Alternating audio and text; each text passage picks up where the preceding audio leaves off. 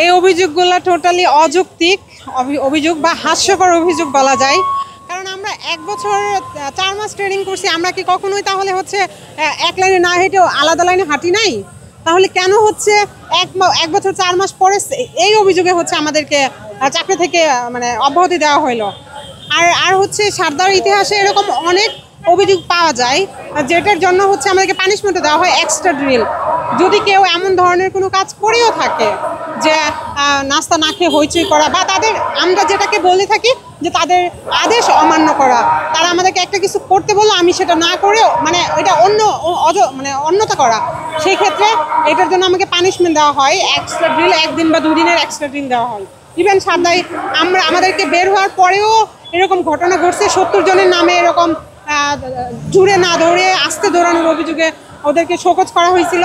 সেই ক্ষেত্রে তাদের এক্সট্রা 1 দিনের এক্সট্রা ড্রিল হয়েছিল। 40তম ক্যাডেট ব্যাচ 2023 ব্যাচ আমরা বিগত নভেম্বরের 4 নভেম্বর 2023 সালে ট্রেনিংয়ের জন্য রাজশাহীতে যাই। আমরা প্রায় এক বছর আমাদের ট্রেনিং সম্পূর্ণ করি। এর মধ্যে আমাদের ল পরীক্ষা, মাঠের পরীক্ষা সবগুলোই সম্পূর্ণ হয়ে যায়।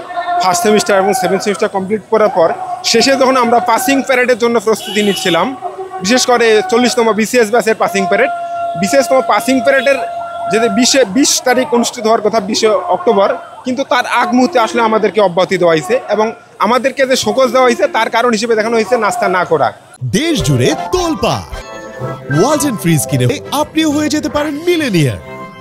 আপনারা এটা জানেন যে আসলে এইখানে আমাদেরকে কয়েক দফায় ডিসচার্জ করা হয়েছে এবং নাস্তা না করা, ক্লাসে এলোমেলো করা, হইচই করা, এলোমেলো হাঁটা, তারপর মাঠে কমান্ড না মেনে দাঁড়িয়ে থাকা, এই যে এই সম্বন্ধে ছোটোখাটো সামান্য অভিযোগ দিয়ে আমাদেরকে ডিসচার্জ করা হয়েছে।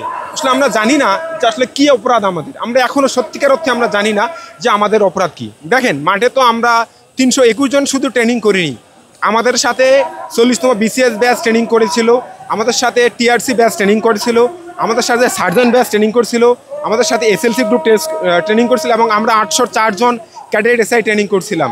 দেখুন সার্জন ব্যাচ সুন্দর করে ট্রেনিং সম্পূর্ণ করে চলে গেল এবং টিআরসি আমাদের সাথে ছিল, যেহেতু তারা আমাদের পরে ট্রেনিং সেন্টারে ঢুকছে এবং শুধু আমাদেরকেই 321 জন ক্যাডেট এসআইকে এদের সাধারণ ছোটোখাটো অভিযোগ দেখিয়ে ডিসচার্জ করা হলো এবং কি আমাদেরকে আত্মপক্ষ সমর্থনে কোনো প্রকার সুযোগ দেওয়াই হলো না।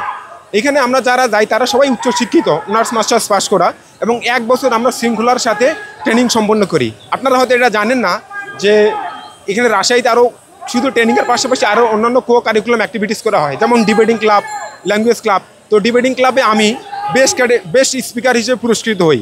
মনাসিব ফয়সাল স্যার এটার সভাপতি ছিলেন, তিনি আমাকে এখানকে বেস্ট স্পিকার মনে করেন এবং এখানে আমাদেরকে অব্যাহতি দেওয়া হলো সেটা নাস্তা না করার অভিযোগে। এবং ওই দিন তো মাঠে আমরা 804 জনে ট্রেনিং করছিলাম, তাহলে আমাদেরকে 252 জনকে কীভাবে তারা আইডেন্টিফাই করলো যে নাস্তা না করার অভিযোগে, এবং পরবর্তীতে 52 জনকে আইডেন্টিফাই করা হলো, 58 জনকে যে তারা মাঠে দাঁড়িয়েছিল। দেখুন তো আমাদের কাজ কিন্তু মাঠে ট্রেনিং করা, আমরা ট্রেনিং সম্পূর্ণ করি। আমার মনে হয় না বা আমি এখনও মনে করি না যে আমি কোনো প্রকার অপরাধ করছি বা অন্যায় করছি। মাঠের ডিসিপ্লিন ভঙ্গ হয়, আইন শৃঙ্খলার ভঙ্গ হয়, রাজশাহী পুলিশ একাডেমির মর্যাদা ক্ষুণ্ণ হয়, এমন কোনো কাজ আমি এবং আমার সাথে যারা অব্যাহতিপ্রাপ্ত তারা করিনি। আমি মনে করি এটি একটি ঝোঁকের বশে সিদ্ধান্ত, কারণ পরিবর্তন আসতেই পারে, দেশের রাষ্ট্র ক্ষমতায় পরিবর্তন আসবে, কোনো অন্যান্য পদপদবিতে ক্ষমতায় আসবে, কিন্তু তাই বলে যে আমাদের জীবন এইভাবে নষ্ট হয়ে যাবে, আমাদেরকে চাকরি থেকে অব্যাহতি দেওয়া হবে, এটা তো আমরা কখনোই। আমাদেরকে তো 3 ধাপে 321 জনকে অব্যাহতি দেওয়া হয়েছিল। প্রথম 252 জনকে অব্যাহতি দেওয়া হয়েছিল নাস্তা না খেয়ে হইচই করা এবং পরে ক্লাসে হইচই করা এবং বিশৃঙ্খলার। আসলে এইসব ছোটোখাটো যে এলিগেশন, এটার জন্য পুলিশ একাডেমিতে কিছু শাস্তির ব্যবস্থা রয়েছে।